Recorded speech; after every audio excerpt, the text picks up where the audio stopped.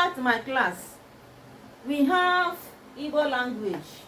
Still on preposition. Under it, we are going to consider a topic that says opposite. Opposite. Class, repeat after me. Opposite. In Igbo, opposite means Ncherita iru. Again, class. Ncherita iru. Opposite. Ncherita iru. That is face to face. You can see these two birds standing opposite each other, facing each other. Let's see them in sentences. Sentence number 1A says, two birds are standing opposite. Repeat after me, class. Two birds are standing opposite.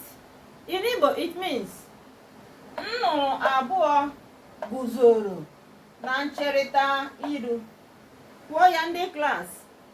Nnụnụ abụọ guzoro na ncherịta iru.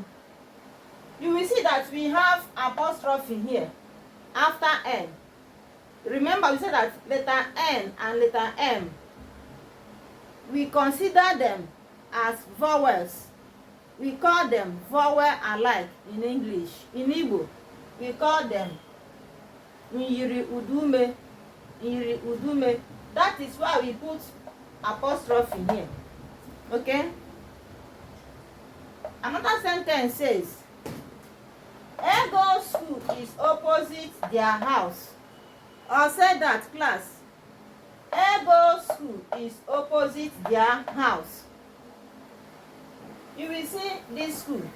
You will see Ego's house and her school. They are facing each other. In Igbo, it says, to be ụlọ akwụkwọ Ego dị na ncherịta iru ụlọ ha. Ụlọ akwụkwọ Ego dị na ncherịta iru ụlọ ha. Ndị klaasị kwuo ya. Ụlọ akwụkwọ Ego dị na ncherịta iru ụlọ ha. Class, I want to ask you a question. Is Ego's house beside their school? No. Ego's house is opposite their house. Ego's school is opposite their house. Ka m jụọ unu, ụlọ akwụkwọ Ego ha ọ dị n'azụ ụlọ ha? Mba. Ụlọ akwụkwọ Ego dị na ncherịta iru ụlọ ha. Kwuo ya ọzọ. Ụlọ akwụkwọ Ego dị na ncherịta iru ụlọ ha. Ncherịta iru means face to face. Nke a nọrọ otu a, nke a nọrọ otu a, dịka ị ga-ahụ ha ebe a.